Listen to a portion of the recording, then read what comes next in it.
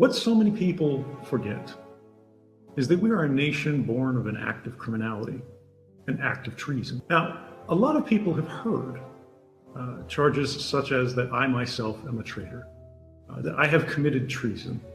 In fact, I have committed no treason. I have not been charged with committing treason, because treason is one of the few laws which is actually specifically written into our Constitution. It has a very particular definition, which is not at all in line with my political activities. But when we talk about treason, when we talk about traitors, when we talk about what it means to have a citizen say something that is so offensive, whether it is the revelation of a secret or a declaration of independence, that they are cast out beyond the law. They are persecuted, killed if captured, exiled, or other things. We need to think about why. Only on Becoming Supernatural. Now, in my case, for those who are not familiar with my personal background, I do feel an obligation to talk briefly about why it is that we're here tonight, why we're having this conversation. We're going to be talking about surveillance in our lives. This means we're going to be talking about power. Why? Because people are only interested in data, communications, surveillance, watching people for the utility that it provides. They don't do it for its own sake. Outside academia, there are not very many people who are looking at information for information's sake. Whether we're talking about Facebook, determining what ads you see, or something rather more concrete, information today is a convenient means. It's a mechanism for attaining a certain power. And that power today is control. Now, typically, in a democracy, our post-1776 democracy, control over the general outline of society is intended to be exercised by the people, with their will imposed upon powerful institutions, be they police, with their powers of detention, arrest, imprisonment, or even killing, or the military and spy agencies, or back into those powerful private entities, even corporations. But unfortunately, in that paradigm today, we have happened upon a problem. Surveillance technologies have outpaced democratic controls. A generation ago, surveillance was extremely expensive. There was a natural limitation imposed upon it. That is, the governments had to spend huge, extraordinary sums to track lone, isolated individuals. To know a particular person's location might involve many teams of officers, both in buildings and out on the streets, working in shifts. But today, that dynamic is reversed. One guy sitting in front of a monitor can track with precision an unimaginably large number of people. For the first time in human history, it's both technologically and financially feasible for governments to track and store nearly complete records of our private lives. Now, this is not science fiction. This is happening now. When we look at the construction of facilities such as this, the NSA's data center in Bluffdale, this was called by them the MDR, the Massive Data Repository. They called it that for a reason. This was not the targeted data repository. This was not something that was designed just to watch this person or that person. It's because they were ingesting everything, everywhere, and saving it in case it might be of interest later, in case something came up. Someone who previously there was no justification to watch, someone who had committed no crime, someone who was an ordinary person would have their life captured, crystallized, compressed, and stored perfectly, timelessly for 5 years or more, just in case they wanted to look at them. Now, the NSA, to their credit, interestingly, they thought this branding was a little bit problematic, and this was before I came forward. They thought, massive data repository, that doesn't really sound very good. Why don't we call it the mission data repository, the Mission Data Center, and they did. They changed the name. That's what it is today.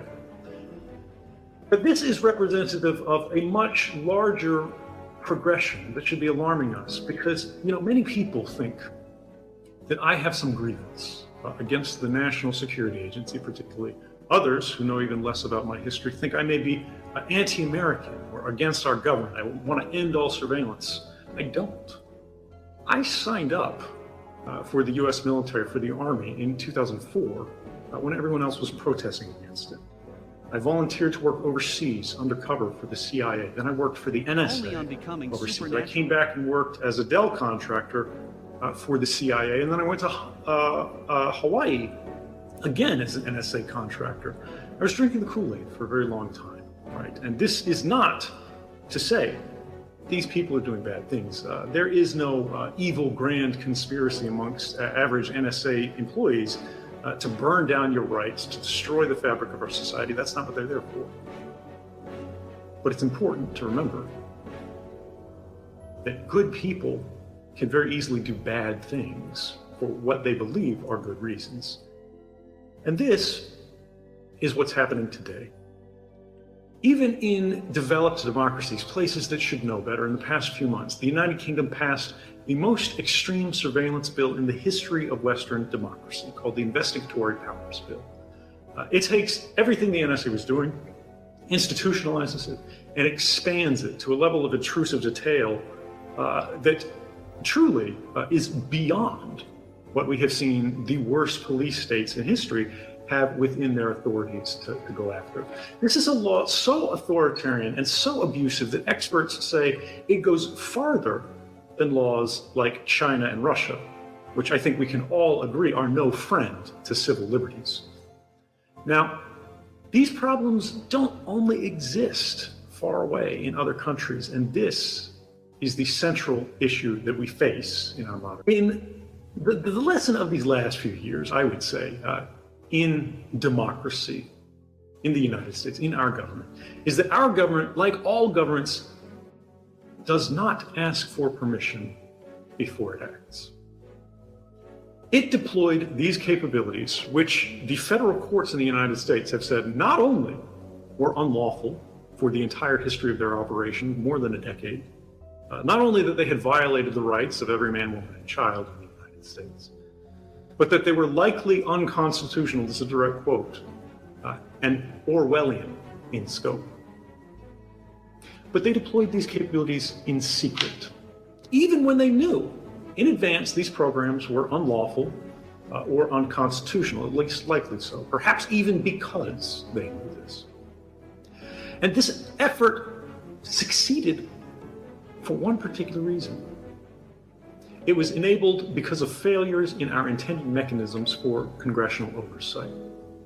Courts that were unwilling to permit legal challenges. This would be in February of 2013, 4 months before I came forward. The Supreme Court had a case before it about precisely the mass surveillance that months later I would have reviewed. Had the court ruled otherwise, my actions would not have been necessary. No one would have ever heard my name. But the Supreme Court said that although this case raises serious constitutional implications, although this could be a violation of Americans' rights, the government said it was classified. The White House, the administration, the executive, said the plaintiffs, this would be Amnesty International represented by the American Civil Liberties Union, could not prove that they were being spied on. Only on becoming supernatural. And if you can't prove that it's happening, the courts said we have no role in the controversy. No matter how likely it is, no matter how problematic it would be if it were true, we have to blind ourselves to likelihood and instead confine ourselves to fact. And the government abused that. Now, perhaps this was okay, because we have a tripartite system of checks and balances in the United States. Of course, we have the legislature, we have the judiciary, we have the executive. What of the legislature? We had a Congress that knowingly permitted national security officials to brazenly lie to the public under